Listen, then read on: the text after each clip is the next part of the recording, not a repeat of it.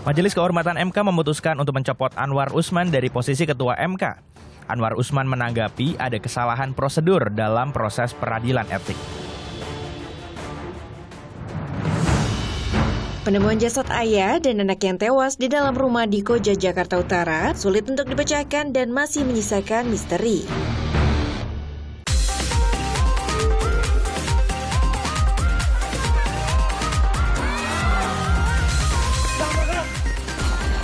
Mohon maaf sebesar-besarnya kepada istri saya.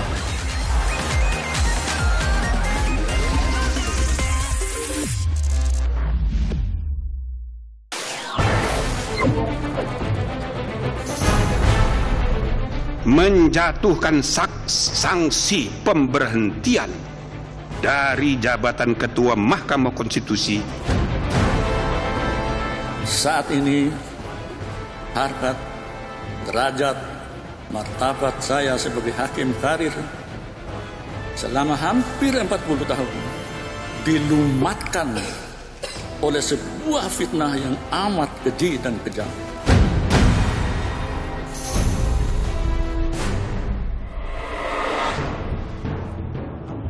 Palu telah diketok. Putusan juga telah dibacakan. Anwar Usman dinilai terbukti melakukan pelanggaran berat etik dan melanggar Sabta Karsa Kehakiman atas laporan Denny Indrayana dan pelapor lain.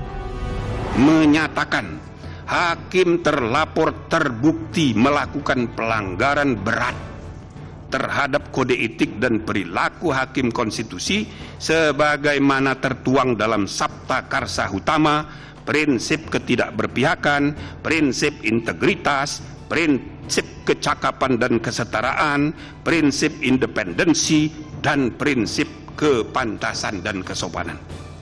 2. Menjatuhkan sanksi pemberhentian dari jabatan Ketua Mahkamah Konstitusi kepada hakim terlapor.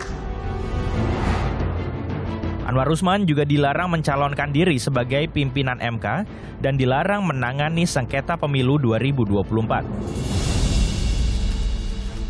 Atas putusan itu, Anwar Usman menyebut sudah mendengar adanya skenario pembunuhan karakter dirinya sebelum pembentukan Majelis Kehormatan MK. Walaupun dicopot sebagai Ketua MK, Anwar Usman tidak dipecat dan tetap bertugas sebagai Hakim MK. Saya tetap yakin bahwa sebaik-baik skenario manusia siapapun untuk membunuh karakter saya, karir saya, harkat dan derajat, serta martabat saya dan keluarga besar saya, tentu tidak akan lebih baik dan indah dibandingkan skenario atau rencana Allah Subhanahu wa Ta'ala.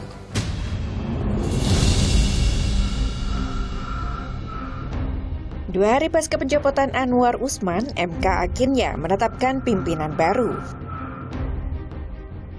Yang disepakati dari hasil kami berdua tadi adalah untuk menjadi Ketua Mahkamah Konstitusi ke depan adalah Bapak Dr. Soehartoyo, dan saya tetap menjalankan tugas sebagai Wakil Ketua.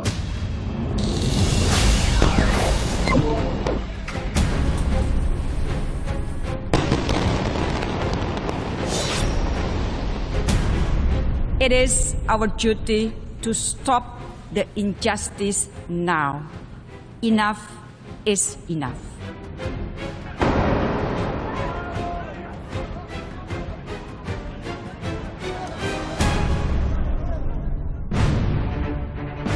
Bantuan tahap pertama berupa bahan makanan, alat medis, selimut, dan kebutuhan logistik seberat 51,5 ton ini dilepas untuk disalurkan ke Gaza oleh Presiden Jokowi. Ini merupakan wujud solidaritas Indonesia, wujud kepedulian bangsa Indonesia terhadap kemanusiaan. Karena tragedi kemanusiaan yang ada di Gaza tidak dapat diterima dan harus sesegera mungkin dihentikan. Saya ingin menekankan kembali bahwa Indonesia akan terus bersama perjuangan bangsa Palestina. Posisi Indonesia aktif melobi gencatan senjata dan perdamaian melalui forum internasional. Indonesia pun mengecam segala bentuk kekerasan di Gaza. I'm standing here not only as the Foreign Minister of Indonesia, but also as a woman, a mother, and a grandmother. I plea, stop the killing, protect the civilian, let in the humanitarian assistance. Use your heart for justice and humanity.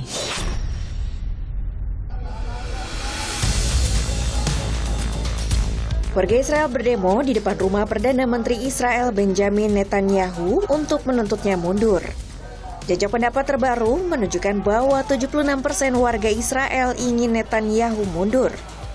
Rakyat Israel menyalahkan Netanyahu atas serangan Hamas 7 September lalu.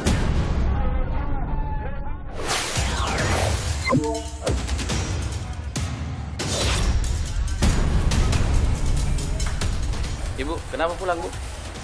Tidak ada dokternya, Pak.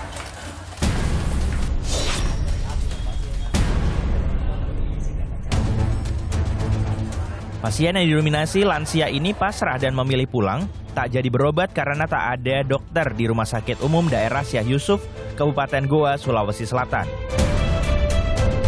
Kenapa pulang, Pak? Tidak ada pelayanan di atas. Rapat. Katanya rapat dokter. Rapat katanya di atas. Bu, kosong dokter di atas. Besok. Oh, besok. Oh, alasannya rapat. Situasi ini disebut akibat para dokter melakukan mogok kerja yang dikarenakan keterlambatan pembayaran gaji selama 7 bulan. Pihak RSUD membenarkan tidak adanya pelayanan kesehatan karena para dokter tengah membahas keterlambatan pembayaran gaji. Keterlambatan disebut akibat regulasi baru terkait peraturan bupati. Kalau terkait biasa, itu sebenarnya ada proses hukum ya, ada proses terkait revisi peraturan bupati itu yang harus dilalui. Yang saat ini prosesnya sudah ada di Biro Hukum Provinsi Sulawesi Selatan. Tapi kendala apa yang sampai bisa terjadi seperti itu? Kendalanya karena proses revisi peraturan bupati itu yang memang memakan waktu yang lebih lama. Namun, mogok kerja para dokter ini dibantah oleh wakil bupati yang melakukan sidak. Menurutnya, para dokter tidak mogok, melainkan tengah menyelesaikan persoalan dengan pihak rumah sakit. Upah itu sudah diselesaikan. Kemarin saya sudah bicarakan bahwa ini peraturan bupati sekarang sudah ada di Biro Hukum di Makassar karena memang harus dibikinkan aturan di bawah. Setelah itu, insya Allah nanti akan dibayarkan apa yang dia tuntut dokter itu bulan 5, bulan 6, bulan 7. Semuanya selesai. Layanan kesehatan akhirnya kembali dibuka sesokan harinya. Pemkab Goa dan pihak rumah sakit memastikan bahwa pelayanan kesehatan telah kembali normal.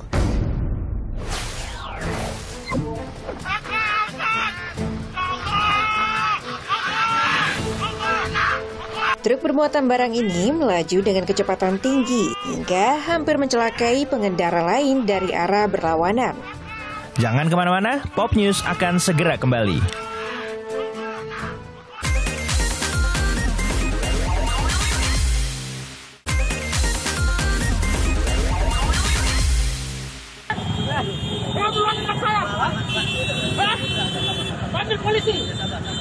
Dua pengendara ini ribut di pinggir jalan Raya Cawang, bahkan salah satu pengendara nekat memukul menggunakan senjata api, hingga pengendara lain mengalami luka di kepala.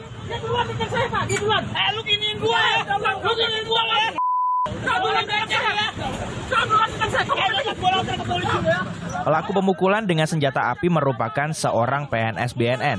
Kedua belah pihak sepakat berdamai dengan mediasi yang dilakukan pihak Polres Metro Jakarta Timur.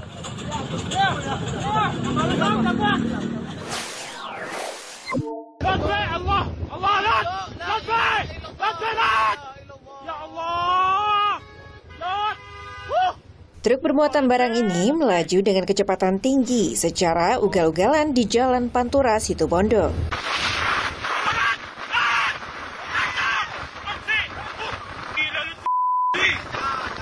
Bahkan truk sempat oleng ke kanan dan ke kiri, hingga hampir mencelakai pengendara lain dari arah berlawanan.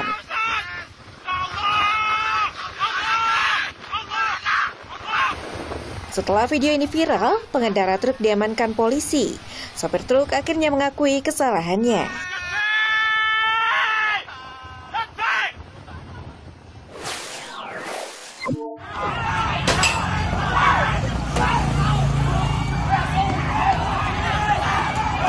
Pelajar dari salah satu sekolah menengah kejuruan ini saling serang dengan pelajar sekolah lain. Mereka bahkan nekat melempar batu.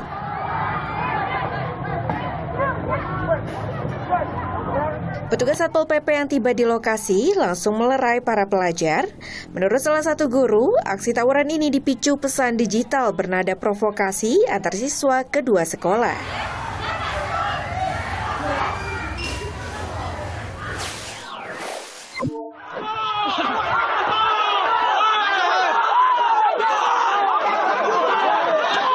Memaksa masuk ke dalam pendopo Bupati Lebak. Masa aksi dan petugas keamanan terlibat saling dorong.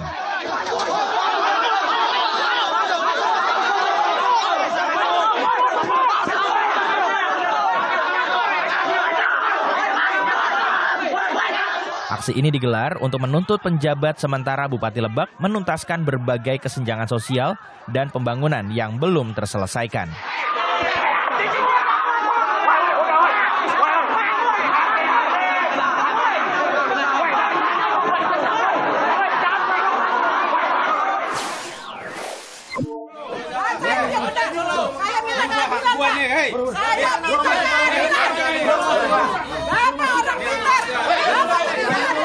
Kericuan ini terjadi saat petugas hendak mengosongkan sejumlah bangunan yang berdiri di atas lahan sengketa seluas 6.070 meter persegi di Kampung Gunung, Kelurahan Jombang, Kecamatan Ciputat.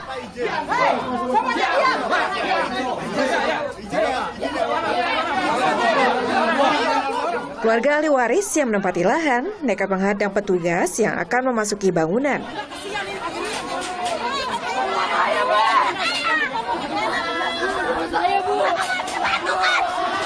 Aparat gabungan pun mengambil tindakan tegas dengan mengamankan sejumlah orang yang dianggap sebagai provokator.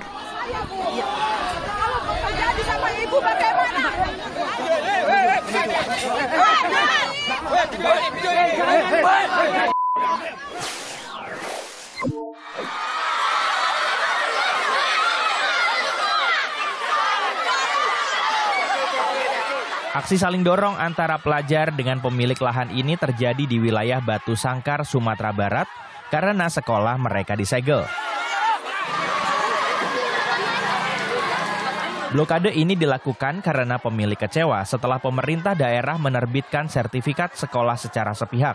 Padahal menurut pemilik lahan masih punya hak lahan sejak tahun 53.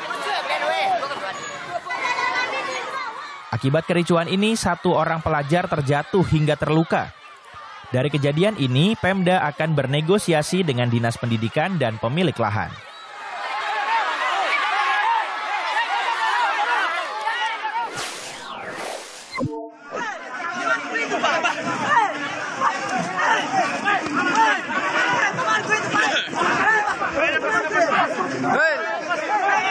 Aksi saling dorong antara pengunjuk rasa dan polisi tidak dapat dihindari saat menuntut kejelasan penyidikan terhadap dugaan tindak pidana mafia tanah oleh seorang oknum kepala desa Rantai Bala.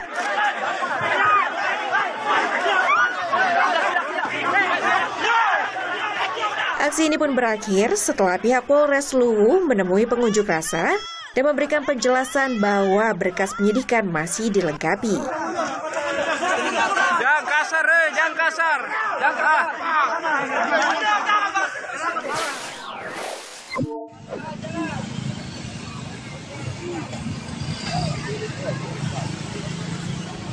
Ayo betanding. Siapa yang kaya-kaya itu dulu? Di atas langit masih ada lagi. Aksi pria Parubaya memamerkan duit ini terjadi di Jalan Kartini, Kecamatan Pandan, Tapanuli Tengah. Aksi pria ini sempat membuat lalu lintas tersendat. Sabar dong.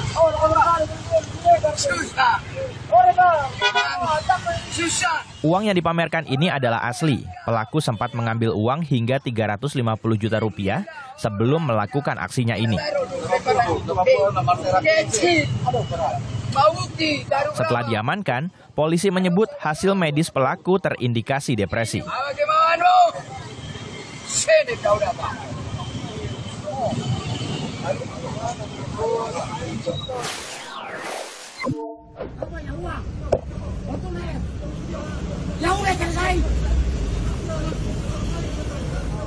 Pria ini mengamuk dengan membawa senjata tajam di Jalan Ranca Ekek, Kabupaten Bandung.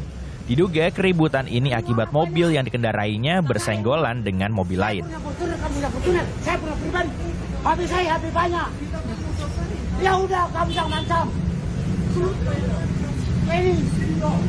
Walau rekannya mencoba melerai, namun pria ini masih tetap emosi. Saat peristiwa terjadi, diduga pria ini terpengaruh minuman beralkohol.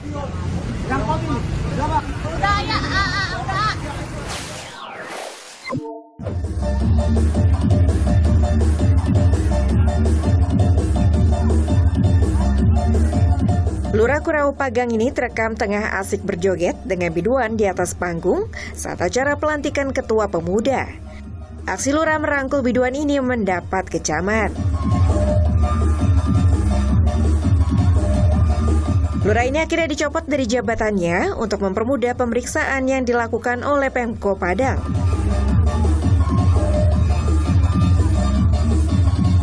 Pemeriksaan terkait dugaan pelanggaran etik dan apakah terpengaruh minuman keras dalam acara itu.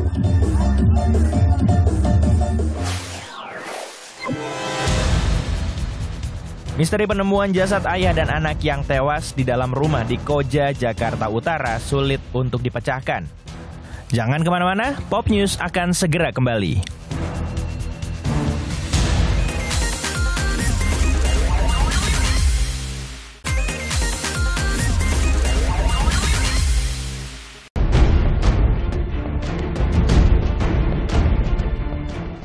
Jenazah itu ada di depan kamar mandi dalam posisi terlungkup begini loh. Jadi warga tuh nggak mengira bahwa ada kejadian seperti ini.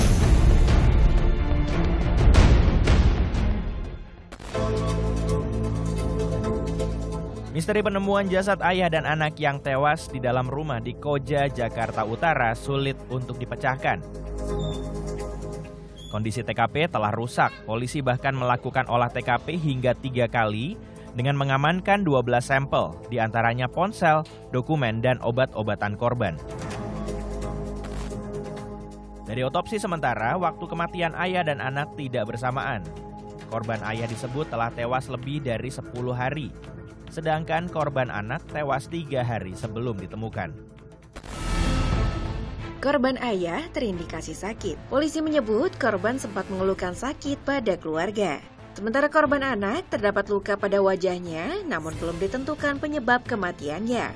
TKP ini berantakan, kondisi rumahnya berantakan, seperti tidak berpenghuni. Tetapi ketika masuk TKP ternyata ada mayat, ada jasad seorang laki-laki. Korban wanita yang menjadi saksi kunci ditemukan selamat. Namun kondisinya saat itu lemas dan terdapat tanda kurang asupan makan dan minum. Dokter bahkan kesulitan menggali keterangan korban wanita. Kalau ibu saya lihat lebih ke arah ke depresi ya mas. Jadi saya tanya tidak terlalu agak nyambung gitu. Karena saya tanya itu yang di rumah ada siapa aja, dia tidak kenal bilangnya. Nggak tahu. Dia tidak mengenal itu suaminya. Dia bilang bukan suaminya itu. Kasus kematian misterius di Koja, Jakarta Utara ini bukanlah satu-satunya kasus yang sulit terungkap. Berikut beberapa kasus kematian misterius.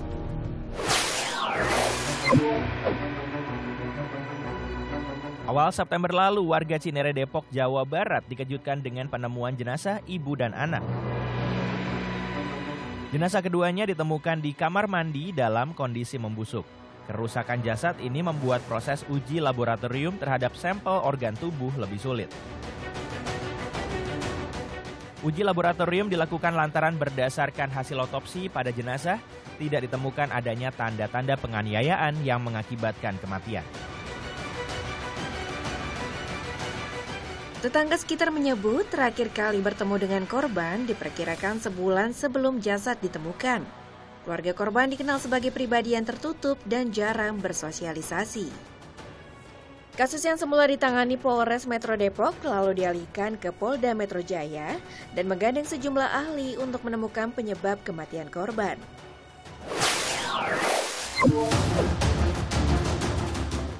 Empat jenazah ditemukan telah mengering di perumahan Citra Garden 1, Kalideres, Jakarta Barat pada 10 November 2022. Korban terdiri dari ayah, ibu, anak, dan paman. Dugaan awal sebelum tewas, keempat korban tidak makan dalam waktu cukup lama. Namun dugaan lain mulai bermunculan, bersamaan dengan temuan-temuan yang ganjil di tempat kejadian, berupa buku mantra, buku agama, hingga kemenyan. Dari temuan ini, polisi menduga adanya ritual yang tengah dijalani para korban. Selain memeriksa saksi, polisi juga menggandeng ahli sosiologi hingga agama. Bahkan, polisi juga akan memeriksa patologi anatomi keempat korban. Namun hingga Desember 2022, polisi menghentikan kasus ini. Tim forensik menyimpulkan, penyebab kematian keempat anggota keluarga Rudianto Gunawan karena penyakit yang diderita masing-masing. Pada Maret 2015, jenazah Akseina Ahad Dori, seorang mahasiswa Universitas Indonesia, ditemukan mengambang di Danau Kenanga Universitas Indonesia, Depok, Jawa Barat.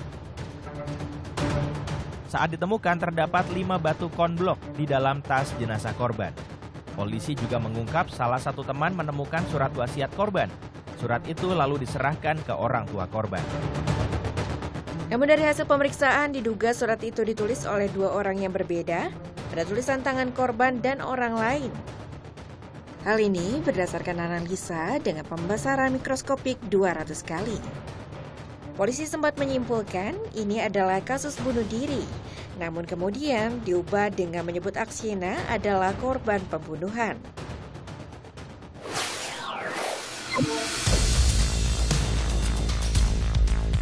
Informasi ini mengakhiri Pop News hari ini. Jangan lupa tetap saksikan Pop News setiap hari Sabtu dan Minggu pukul 9:30 waktu Indonesia Barat. Tentunya hanya di Kompas TV. Terima kasih dan sampai jumpa.